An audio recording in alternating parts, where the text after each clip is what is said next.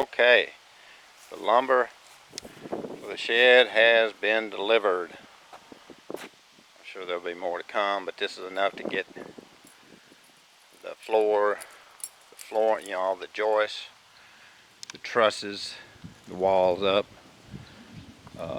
Does not include the flooring for the second floor, but that's the vast majority of what the lumber is going to be for the shed. As you can see, I have a watering thing. I can just fill up this bucket on the outside.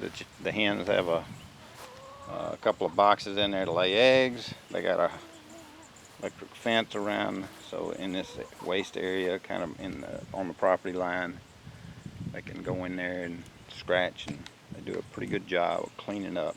So this area here, I've got, I think 11 of the hens are down here, or 10 or 11, I forget. I had all of them at first, and they were doing really tearing it up quick.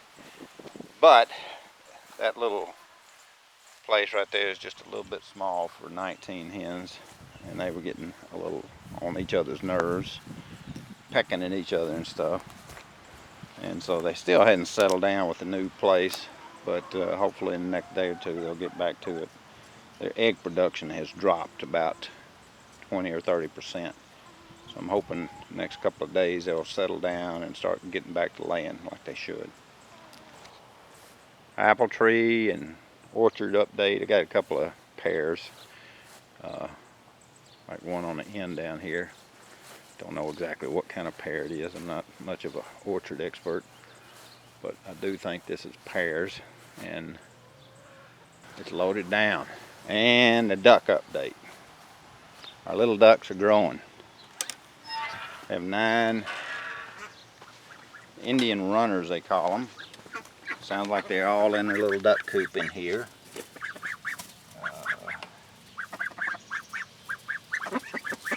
Don't know why. Maybe it's too hot for them, or maybe they don't like the pond I gave them. But they're doing good, growing fast. Yeah, they're not too much of a pain. Got a good place to live. They're happy. Now the chickens, other part of the chickens are still down here in the main coop, but I fenced it off so that they can't tear everything up. Even though I did have this kind of started with some grass, since I put them down here, they're starting to tear it up.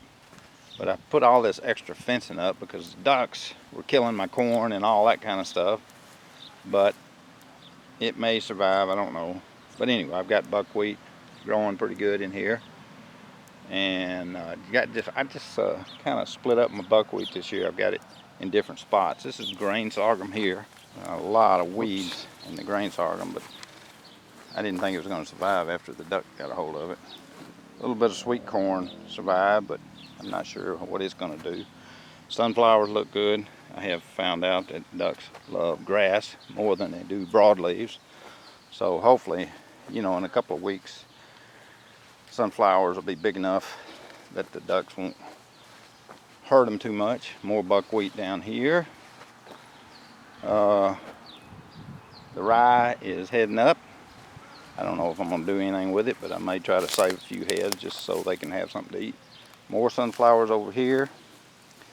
And pigweed all in between the rows. I don't know why it grows so good here. It liked me in Tennessee, and it likes me up here. Grows great around here. This is my nemesis in this place, is this weed here. It's called mare's tail. It grows pretty good. And lamb's quarter. That's another Tennessee weed. Must have followed me up here. So there's a pigweed choking out my popcorn. I'll have to get in there and see if I can save that. So I've got wildflowers growing amongst the pigweed here. Hopefully they'll do something. Some of the poppies are blooming today. I don't know. I'll get over there closer. Maybe I won't get stung by the bees.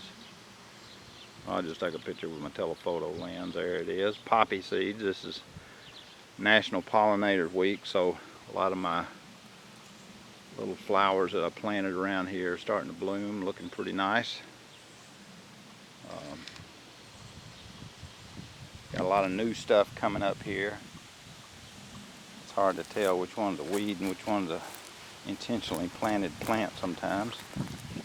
Lilies, I don't know. They were just something we had and we planted them last year. I think they're gonna be going pretty good. Robin calls this one,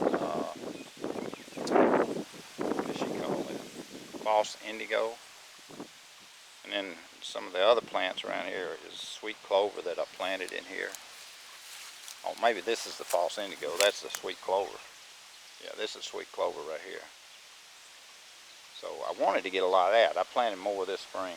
So hopefully by next year we'll see more. It's a biennial, so you don't really see it bolting up like that until the second year. Here, amongst the mare's tail is something. I don't know this plant. Need Robin out here to identify this stuff. She's good at these flowers, but something she picked out, I'm sure. Looks like it's getting ready to bloom. Let's see, what else we got? Some salvias, different things like that. Compost pile, rock pile. I got so many rocks in this yard. One of these days I'm gonna just get me a bucket and start walking around picking up rocks. More buckwheat. Chickens are gonna love that. The bees, oh, this is a pawpaw tree. Something we used to find out in the woods when we were squirrel hunting. It's gonna be about 5 years from now, maybe I'll find some in the backyard. The bees, I don't know. That middle hive is doing great. I just stuck a second box on there. The first and the third hive swarmed. So they're restarting. I found a queen in the first hive. Second hive I did not find a queen. I mean the third hive, number 3 from away from us. But there was a lot of queen cells. So I'm gonna inspect again maybe Saturday. Hopefully I'll find a queen in there by then. And within a week she'll be laying eggs. So that's the trials, ups and downs of beekeeping.